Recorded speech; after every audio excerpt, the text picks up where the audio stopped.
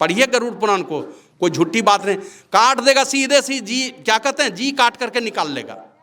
सूक्ष्म शरीर में ये दुर्दशा पूरी होती है, दूसरे जीव का मांस खाया है तो। अगर किसी जीव के गले पर छुरी चलाया है, सीधा आरा चलाएगा जमदूत लोग, बीचे बीच फाड़ेगा सूक्ष्म शरीर को। ये शरीर तो यहीं जला देगा, लेकिन इसके अंदर में जो सूक्ष्म शरीर के साथ में आत्मा चलते है, उस पर आरा चलता है।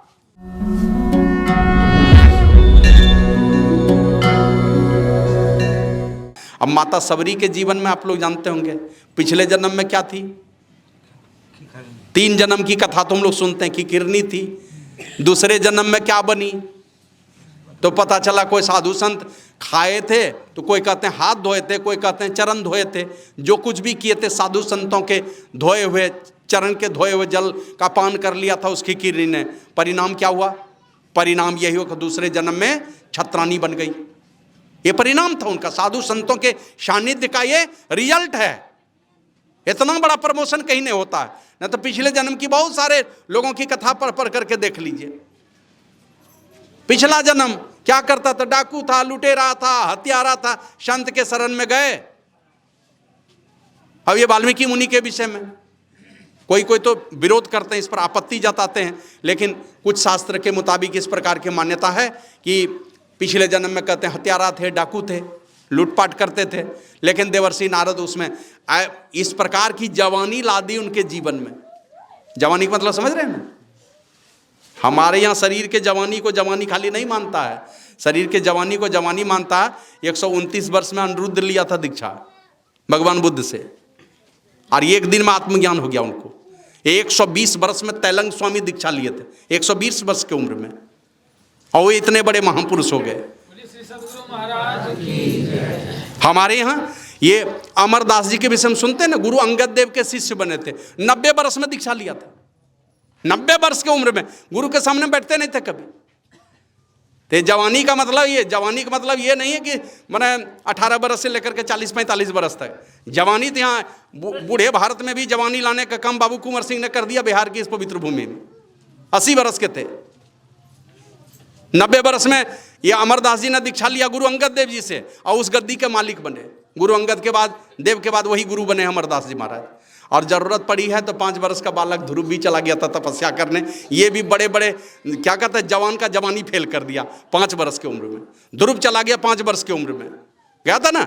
एकदम कम उम्र में आप भरत का नाम सुने होंगे, शकुंतला का बेटा, दुष्यंत का बेटा, क्या साल का, 5-6 साल का होगा। शेर का दांत गिनता था बचपन में ही सारे जवानों की जवानी फेल हो गई थी। यहाँ क्या कहते हैं, ये दम जो है ना हमारे यहाँ, क्या कहते हैं, बचपन में, बूढ़े में, जिसके अंदर में फौलादी आग लगी है ना, उस फौलादी आग के द्वारा यहाँ जवान की पहचान होती है।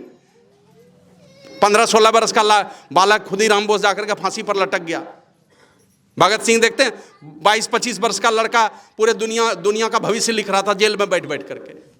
विवेकानंद 30 साल के उम्र में देख लीजिए, शिकागो में जाकर के अपनी भारतीय सभ्यता संस्कृति का डंका पीट करके चलाया, पूरी दुनिया में पीट दिया। 63 में जन्म लिए, 93 में अमेरिका चले गए। श्री सद्गुरु महाराज की जय। तो मैं वही कह रहा था कि शबरी ने पिछले जन्म में खिखिरनी का शरीर था, अब परिणाम आया संतों के चरण शरण के धोए हुए जल का पान करने से छत्रानी कुल में। और उस जीवन में भी कुछ से संस्कार आया साधु संतों के सेवा का, साधु संतों के सेवा का भाव आया। तो आप लोग जानते हैं कुछ साधु महात्मा आते थे, संजोग नहीं बनता था कि कुछ बढ़िया से सेवा कर सकूं, क्योंकि मन में तो वहाँ वैराग्य पैदा हो रहा है, मन में तरंग पैदा हो रहा है कि बाहर निकलूं, कुछ बढ़िया सेवा करूं, संतों के सानिध्य में जा कर के साधन भजन करूं, लेकिन ये संजोग नहीं बनता था। एक महात्मा आ गए, सेवा किया, और उसको क्या पता था ये कौन महात्मा है, उनके विषय में कोई थर्मामीटर भी नहीं है कि कैसे महात्मा अच्छे हैं कि बुरे हैं। अंदर में ललक है कुछ सेवा करूं, इसी भाव से सेवा करते थे। संजोग बना, एक महात्मा आ गए, खुश हो गए। वो कहते हैं बेटी वरदान मांगो। अब इनको लगा ये क्या देगा वरदान में, फिर सोचा अगर वरदान ही देना चाहते हैं भगवान तो यही वरदान दे दीजिए कि मैं जल्दी मर जाऊं। अब देख लीजिए, छत्रानी है, राजा के घर में पैदा हुई है, उसको मांगना चाहिए विश्व सुंदरी होने का वरदान, लेकिन मांगा नहीं वो, क्योंकि पता है ये जवानी, ये खूबसूरती कितने दिनों तक रहेगी, कितने दिनों तक। ये थोड़े दिन की जवानी मिली, इसी में क्या क्या उल्टा पुल्टा कर लेता, कहाँ बाप माँ का नाक कटवा देगा कि क्या कर देगा। ये जवानी, ये खूबसूरती कितने दिनों तक रहने वाली है? 10 साल, 20 साल, 25 साल, उसके बाद क्या होगा?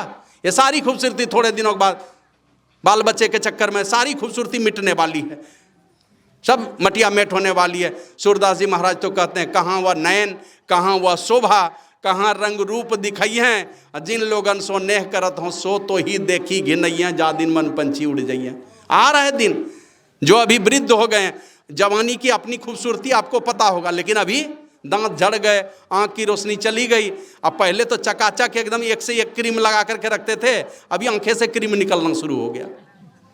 कितना बढ़िया चेहरा सजा कर रखेंगे, आंख से क्रीम निकलेगा, मुंह से क्रीम निकलेगा, नाक से निकलेगा, कब निकलेगा पता ही नहीं है। और एक समय तो ऐसा आएगा कि पोंछ भी नहीं सकेंगे। वो भी दिन आ रहा है, सबके जीवन में आने वाला है। शरीर ऐसे पंगु हो जाएगा, शरीर कुछ करने लगे, एक मक्खी उड़ाने तक की क्षमता नहीं रह जाएगी, सामर्थ्य नहीं रह जाएगा। आ रहा है वो दिन। तो इसलिए सबरी ने पिछले जन्म में क्या मांगा उसको पता है। सूरदास जी महाराज कहते हैं, या देही का गर्व न करिए, श्यार काग गिद्ध खाइए, 3 नाम तन विष्ठा क्रीम हो नातर खाकुड़ैया।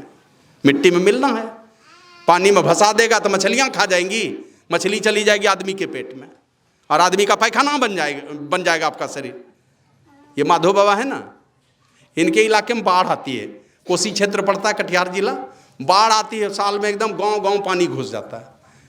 तो ये माधो बाबा बता रहे थे कि एक आदमी जो है ना गया इधर से, आदमी का ये धड़ जो है ना, मरा हुआ आदमी का गर्दन नहीं था, ये दोनों हाथ नहीं था और दोनों पैर नहीं था, मैंने कोई काट करके फेंक दिया था। तो धड़ ऐसे पानी में ऊपर नीचे कर रहा था। एक आदमी गया इधर से और नीचे में डाला टोकरी, धड़ के नीचे में पानी में ऐसे टोकरी घुसाया और टोकरी जैसे उठा लिया, धड़ समेते टोकरी उठा के माथा पे ले लिया और आया बाहर सूखे जगह में रखा, और रख करके बीच में धड़ और दोनों साइड पैर कर लिया, घुटना टेक के, और ऐसे हाथ से छाती को दबाना शुरू किया।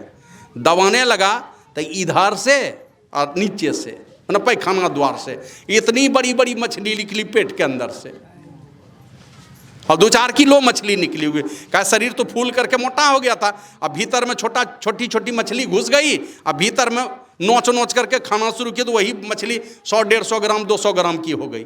अब 2-4 किलो मछली निकली पेट से, और सब मछली ले जाकर के गांव में बेच दिया। श्री सदगुरु महाराज की जय। कौन खाया होगा? गाँव वाला।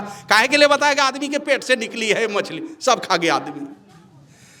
तो कहा कि अगर पानी में फंसा देगा तो मछलियां खा जाएगी, और कहीं अनजाने जगह में मर गए तो कुत्ता गिद्ध कौन खा जाएगा पता नहीं,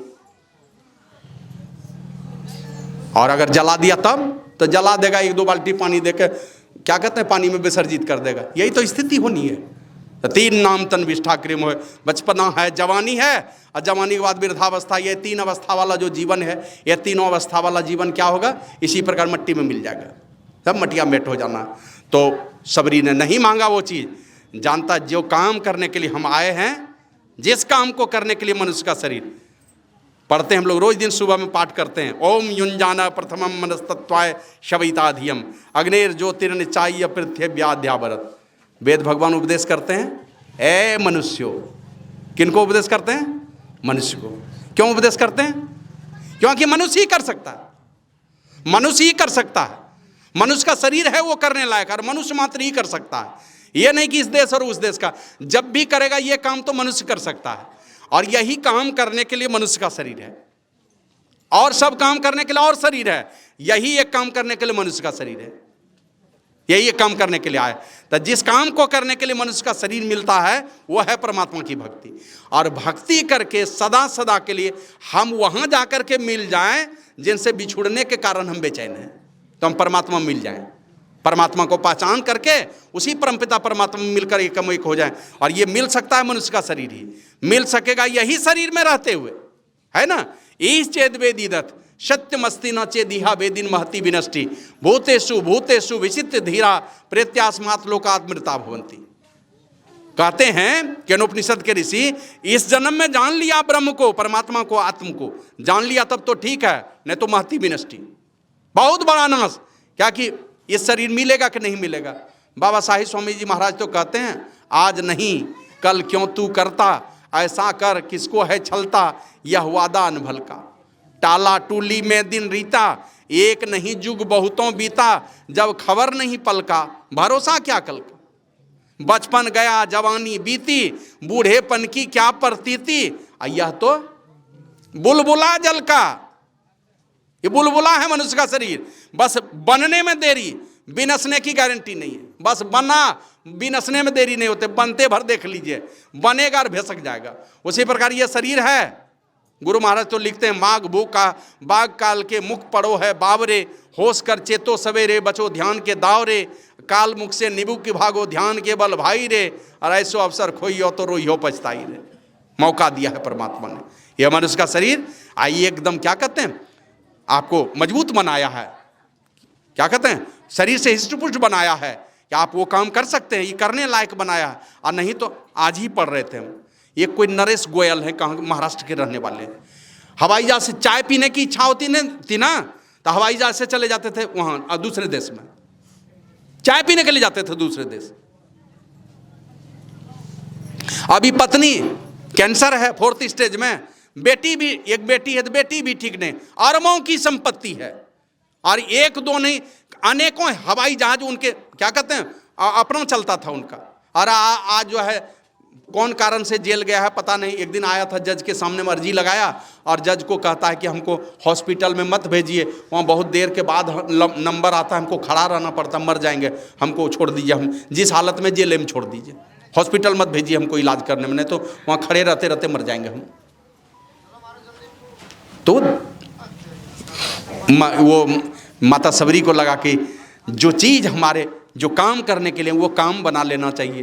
तो बस जिस काम को करने में कोई भी चीज़ बाधक हो, संसार में किसी परमात्मा की भक्ति में जो भी चीज़ बाधक हो हमारे लिए, वो सब में आग लग जाए। आया संतवाणी में, संगत ही जरी जाओ ना चर्चा राम की, दूल्हा बिन बारात को हो किस काम की। सब कुछ है, चर्चा राम की नहीं है। तो ये सोच करके उन्होंने कहा कि बस ऐसा कीजिए, मुझे मरने का वरदान दे दीजिए, और ये भी वरदान दे दीजिए जहाँ भी जन्म लूँ, परिणाम पता है उनको, जहाँ भी जन्म लूँ या किसी दलित जाति में पैदा हो जाऊँ, सब नफरत करे, और दलित जाति में भी जन्म लूँ तो बदसूरत होकर के जन्म लूँ, बदसूरत बना दे। जो जो चीज़ भक्ति का रास्ते का बाधा का वही चीज़ नहीं देना हमको। तो कहा कि तुम वरदान मांग रही हो, शराब मांग रही हो? कहा बस मेरे लिए यही वरदान है। अब आपको खुद विचार करना है ना। इसी जगह पर गलती होती है। हम जो कुछ संकल्प करते हैं ना, ये संकल्प में ही फेर फार हो जाता है। मन में विचार उठता है, कुछ करने का संकल्प लेते हैं, कुछ अच्छा करें कुछ बुरा करें, अच्छे में भी कुछ बढ़िया चीज़ सोचते हैं। हर लोग कुछ ना कुछ अच्छा सोचता है।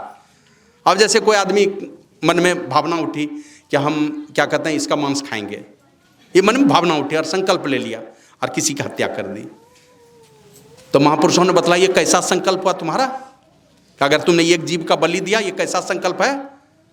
अपना मटिया मेट करने का संकल्प है। अपना मटिया मेट करने का संकल्प है। अगर किसी जीव का बलि देने का संकल्प लिया है तो अपना ही मटिया मेट करने का। पढ़े लिखे जो लोग हैं सब लोग जानते हैं, न्यूटन गति के तीसरे नियम में प्रत्येक क्रिया के एक समान और विपरीत प्रतिक्रिया होती। भला का भला और बुरा का बुरा। इसी को बाबा कबीर अपनी वाणी में कहते हैं, कहता हूँ कही जात हूँ, कहा जो मान हमार, जाका घर तू काटियो सो फिर काट तो हार। जिसको तुम काटोगे वही तुमको दूसरे जन्म में काटेगा, बड़ी रूल आएगा। यहाँ तो क्या कहते हैं ले जाएगा, पहले तो यहाँ हिसाब किताब चुकता करेगा कौन? यहीं जमराज ले जाए, जमराज के पास हाजिर करके पहले तो यहाँ करेगा। पढ़िए गरुड़ पुराण को, कोई झूठी बात नहीं, काट देगा सीधे सी जी, क्या कहते हैं जी काट करके निकाल लेगा।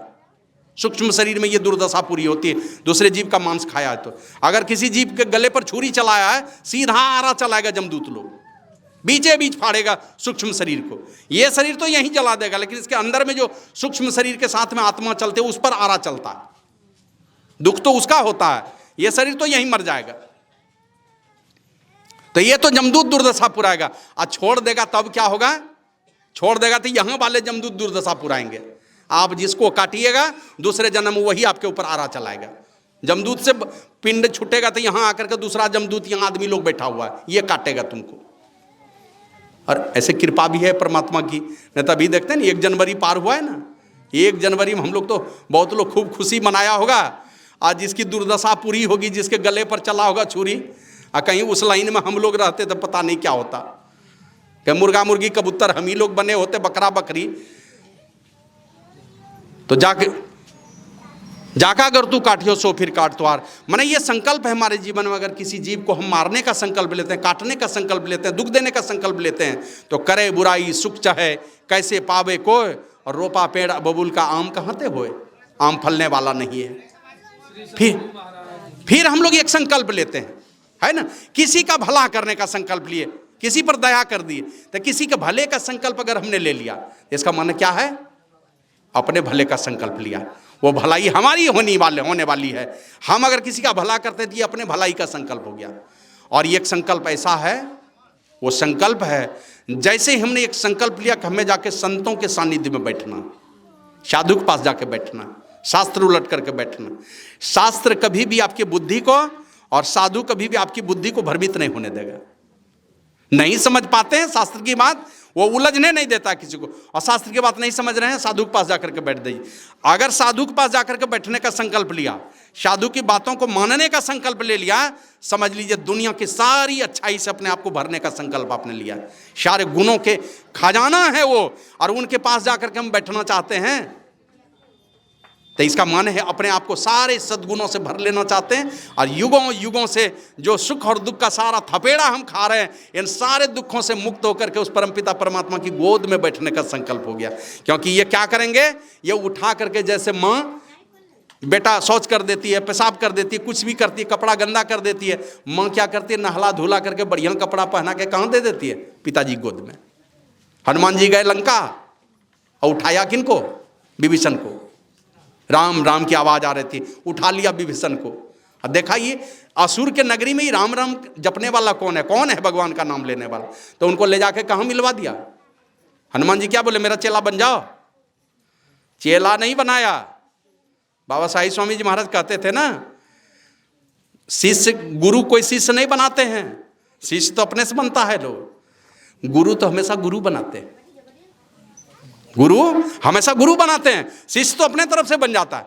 जैसे आम के पेड़ के उदाहरण देते थे, कोई फल, छोटा आम का फल अगर डाल से टूट जाए तो लोग चटनी बना के खा जाता है, उसका अस्तित्व खत्म हो गया। लेकिन जो आम पेड़ का साथ नहीं छोड़ता है, तो आम का पेड़ क्या करता है, अपना रस भरते भरते भरते उसमें इतना रस भरता है कि उस आम में भी दूसरे पेड़ को पैदा करने का सामर्थ्य दे देता है, तब अपने से अलग करता है कि अब हमसे अलग भी हो जाएगा, हम मर भी जाएंगे तो उसको सामर्थ्य दे दिया कि तुमने दूसरे पेड़ को पैदा करने का सामर्थ्य दे दिया। श्री सद्गुरु महाराज की जय। तो इसलिए जैसे ही साधु के पास बैठने का संकल्प लिया, इनकी बातों को सुनने का संकल्प लिया, इनके आदेश और उपदेश के घेरे में चलने का संकल्प अगर हमने ले लिया है, तो जो भी चले, संतों का सानिध्य जिसने भी स्वीकार किया, टेढ़े मेढ़े डगर पर चलने वाले, चाहे दुनिया में खून खराबा करते थे, कुछ भी करते थे, अशांति का जीवन था, संतों का सानिध्य जैसे पकड़ा, जीने की दिशा बदली, उल्टा भाग्य पलटा खा गया। अब टेढ़े मेढ़े डगर पर चलने वाला, खून खराबा करने वाला, दंगा फिसाद करने वाला, अब शांति के डगर पर चल रहा है। और अंततः वो गुरुदेव इतनी सामर्थ्य दे देते हैं, उस परमपिता परमात्मा में ले जाकर के बिठा देता है। आपके अंदर में मन की मलिनता, बुद्धि की मलिनता, सारी मलिनता को धो करके आपको इतना पवित्र बना देगा कि अब परमात्मा आपको गले लगा लेंगे, परमात्मा स्वीकार कर लेंगे आपको। तो ये सारा संकल्प है अपने जीवन का। और अभी देखते हैं लोग, और यही करने के लिए राम आए, कृष्ण आए, दुनिया वालों को सिखा करके चला गया कि क्या कहते हैं, तीनों लोगों के जो धनी महापुरुष हैं, और गुरु जी के यहाँ लकड़ी चुनते थे, संदीपन मुनि के यहाँ कृष्ण भगवान जाकर लकड़ी चुनते थे, भिक्षाटन करके लाते थे। और खाने क्या देती थी गुरु माता, खाने के लिए बढ़िया भोजन सुने हैं, न चना दिया था, कटर कटर दांत, ये सब किस्सा कहानी सुनते हैं ना। मने क्या कहते हैं, तीनों लोगों के धनी राजा है कृष्ण भगवान, और वो वहां जाकर के गाय चरा रहा, रूखा सूखा खा रहा है, खाने भी नहीं देता था। लेकिन गुरु के चरण शरण में रह करके उन्होंने सारी विद्या को हासिल किया, और हासिल करके दुनिया के लोगों को दिखाया कि तीनों लोगों के धनी वो गुरु के चरण में जाकर के अधीन हो गए। इसी को गुरु महाराज लिखते हैं सहित त्रिदेव कोटि तैंतीस सुर करें सदा गुरु सेव जी, राम कृष्णादि सकल अवतारन सेवै तजी हमेव जी। जितने भी अवतारी पुरुष हुए राम कृष्ण नमूना के तौर पर आए, इन दोनों ने दुनिया को सिखा करके गया कि बिना गुरु की सेवा किए हमारे जीवन का उद्धार नहीं होने वाला है। तो इसलिए माता सबरी ने क्या मांगा कि हमको मर जाने का वरदान दीजिए और बदसूरत हो जाऊं, दलित जाति में पैदा हो जाऊं। और आप जानते हैं जिस जाति में पैदा हुई उस समय यहाँ पर कर्म व्यवस्था के मुताबिक अलग अलग जाति में बटे थे लोग, अलग अलग जाति में बटे थे। तो उसमें सबरी कौन जाति में आई? शूद्र में सबरी का नाम ही नहीं था, सबरी जाति ही नहीं थी उसमें, माना उससे भी दलित जाति में जन्म हो गया। जब तुम दलित में ही चाहती हो वहीं पर तुम्हारा भला होना चाहिए। लेकिन आप जानते हैं ना, गुरु होते हैं समदर्शी, वो होते हैं दूरदृष्टा। हमारा आपका कैसे भला होगा, बस उनके चरण शरण में लग के रहिए किसी भी तरह से उनके साथ। बंदर को देखते हैं ना, अपने बच्चे को पेट में लटका के रखे कि पीठ पर बैठा के रखे, बस ये हमेशा ख्याल रहता है कि मेरे से छूटना नहीं चाहिए, पेट में लटका ले या पीठ में बैठा ले। उसी प्रकार किसी भी वो बच्चा पीठ पर बैठ जाए कि पेट में लटक जाए, गुरु का चरण शरण जिसने पकड़ लिया, चाहे जो भी परिस्थिति आएगी वो कभी भी अधोगति में जाने नहीं देगा, कभी भी नहीं गिरने देगा। श्री सद्गुरु महाराज की जय। तो माता सबरी को कहा जाओ तुम यही चाहते हो तो ऐसा ही हो। और दूसरे जन्म में, ये तीसरे जन्म में ये आकर के बनती है सबरी। और जहाँ पर जन्म हुआ कम समय तक ही दुखमय परिस्थिति रहे, कम समय तक, जब तक शादी नहीं हुई थी। बस खाली शादी हुई। ऐसे एक कथा और भी चर्चा में है कि उसके पिताजी 108 बकरा ला के रखे थे शादी के पहले बलि देने के लिए। कहीं कोई ऋषि इस प्रकार की चर्चा करते हैं कि वो भाग गई थी, और कोई कहते हैं कि दुल्हा ने छोड़ दिया था जंगल में। अब सोच लीजिए कैसे कैसे, माने एक देहाती कहावत है ना, बिलैया के भाग से सिक्का टूटता है, बस वही हो गया सबरी के भाग में। जो वो चाहती थी किसी भी तरह से, बस देखते हैं ना घर में बहुत लोग आएगा ना, काम धाम नहीं करना, बस भरपेट खाने के लिए मिल जाना चाहिए। हमारे यहाँ एक लड़का है, गांव से आता था, अभी पता नहीं कहाँ चला गया, खो गया है वो लड़का, जवान लड़का, 3 बच्चे का बाप है। आया एक दिन, हम कह रहे हरिश्चंद्र जरा ये गोरफल्ली सब लगाए, जरा इसको कोड़ाई कर दो तो, कोड़ दो तो। वो क्या क्या सब गाछे कोड़ करके उल्टा दिया। श्री सद्गुरु महाराज की जय। तो लेकिन आता था, खाने तो मिल जाता था, भरदम खाता था, खाने में कमी नहीं थी। लेकिन काम करने कहते थे तो यही करता था वो। खाना खाएगा तो सोए दाल भात सब्जी खाएगा, वो लेट लेगा तकिया लगा लगा खा रहा है। श्री सद्गुरु महाराज की जय। तो उसी प्रकार ये मन ही मन जो भावना रखी थी वो महापुरुष कह दिए तो का संत वचन पलटे नहीं, पलट जाए ब्रह्मांड नहीं, जो कह दिए वही बात हो गई। लेकिन संजोग ऐसा बना, वो महापुरुष थे, कह दिया जाओ ऐसा ही होगा, तुम यही चाहती हो तो यही चाहती हो। परिणाम क्या हुआ कि रत्नमाला ने देखा कृष्ण भगवान को, मांगा उनसे, मन ही मन मांगा, मांगने पर भी शरीर नहीं बदला, राक्षसनी का ही शरीर मिला। दुग्ध पान तो करा दिया, लेकिन क्या कहते हैं उनके शरीर में तो जहर भरा हुआ था, दुग्ध तो था नहीं, जहर भरा हुआ था। श्री सद्गुरु महाराज की जय।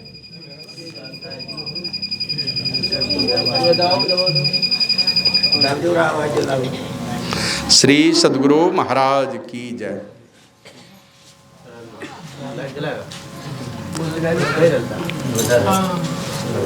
भाई कोई बात नहीं, थोड़ी देर बैठिए।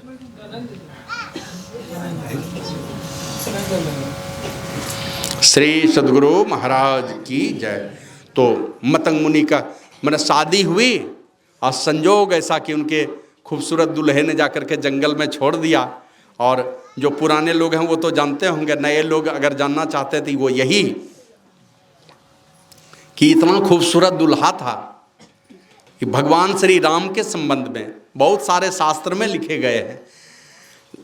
सबरी के विषय में हर शास्त्र में चर्चा है, लेकिन सबरी के उस खूबसूरत दूल्हे का नाम किसी शास्त्र में नहीं है। चाहे आप रघुवंशम पढ़ लीजिए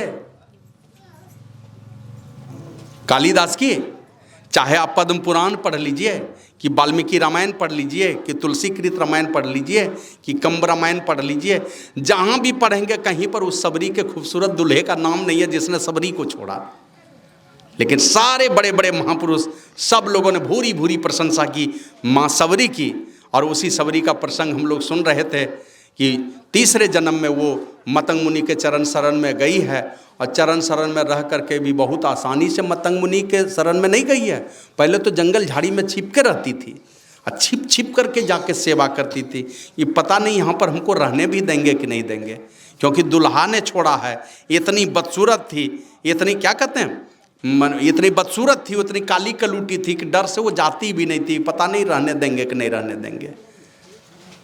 और समय पा करके वो जाती थी, छिप छिप करके झाड़ू बहाड़ू चौका चूल्हा जो करना है कर देती थी, साफ सफाई कर देती थी, लकड़ी चुन करके जमा करके चुपचाप कुटिया में पहुंचा देती थी। लेकिन बाद में पोल खुल गई।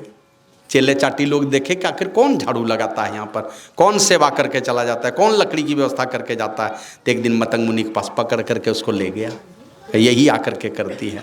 तो ये डरी हुई थी, पता नहीं क्या करेगा, मारेगा कि क्या। लेकिन मतंग मुनि बोले बेटी तुम यहीं रहो, अब बाहर में नहीं रहना, तुम यहीं पर रहो।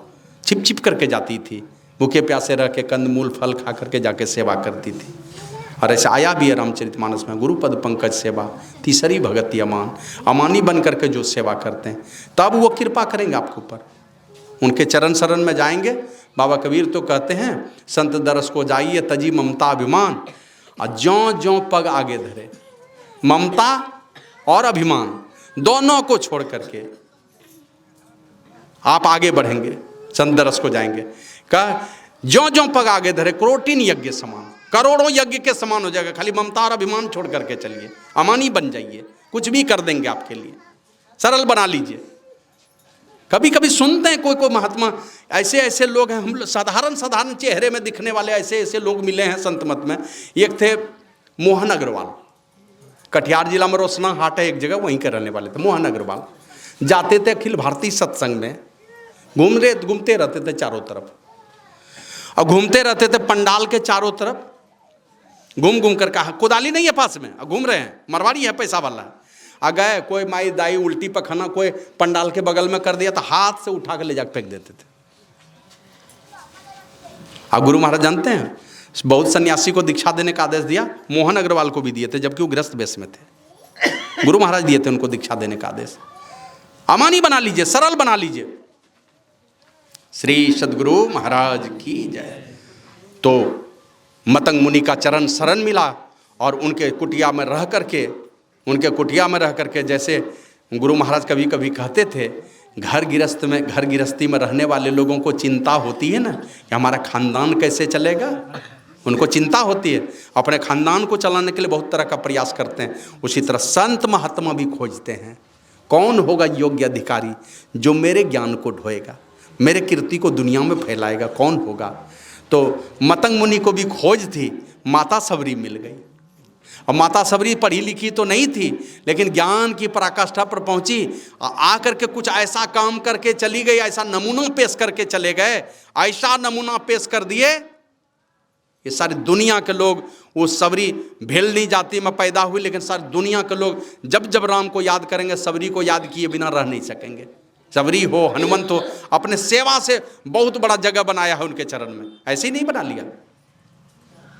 ऐसे क्या कहते हैं, झूठा गुमान, अभिमान, चपलुसबाजी, ये सब करके भी महान होते हैं, लेकिन थोड़े दिनों तक चलने वाला है, ये ज़्यादा दिनों तक वो चलने वाला नहीं है। उगरे अंत न हो ही नहीं बाप, अंत में उभर जाएगा, वो ज़्यादा दिन नहीं चलने वाला है। तो माता सबरी ने अपने कर्म से गुरु की कृपा को का भरोसा लेकर के अपना पुरुषार्थ दिखाया, और पुरुषार्थ दिखा करके मतंग मुनि के चरण शरण में रह करके क्या किया, बस दुनिया के सारे ख्यालों को भूल कर जो गुरु महाराज जी बतलाए, क्रम क्रम से सारा काम करते करते करते उस अवस्था में अपने आप को पहुंचा लिया, जिसके विषय में भगवान श्री राम कहते हैं, जोगी वृंद दुर्लभ गति जोई, तो कहाँ आज सुलभ भई सोई। ऐ सबरी, जोगियों को जो गति दुर्लभता से प्राप्त होती है, वो आज तुझे सहज ही में सुलभ हो गई। कहीं जाना नहीं पड़ा, कहीं राम जी को खोजने के लिए नहीं गए किसी जगह। तुलसीदास जी महाराज कहते हैं, विश्वास करी कह दास सुलती राम पद अनुरागो। और माता सबरी कहीं नहीं गए राम को खोजने के लिए, वहीं पड़े रहे। और गुरु महाराज जी जैसा जैसा बताए वही वही किया, और परिणाम क्या हुआ, परिणाम भी हुआ कि जो चीज़ भगवान श्री राम कहते हैं मम दर्शन फल परम अनुपा, जीव पावहिनी सहज स्वरूपा। अपने आत्मस्वरूप को पा करके पहले से तैयार है। और राम जी सशरीर भी पहुंच गए, सशरीर भी चले गए उनके पास। और राम जी वहाँ जाते हैं, ऐसे तो शरीर छोड़ने वाले थे, नहीं जाते वन में प्रभु श्री राम तो माता सबरी का कहाँ से दर्शन होने वाला था। तो ऐसा नहीं है कि माता कैकेयी ने जो वनवास दिया था, बस उनके साथ में एक बात यही थी, माता कैकेयी को अपने देश की चिंता थी, अपने राष्ट्र की चिंता थी। इसीलिए लगा कि क्या करना चाहिए, हम क्या करें, राष्ट्र को देखें कि अपने पति और बेटे को देखें। राष्ट्र देखना चाहिए कि अपने पति और बेटे को देखना चाहिए।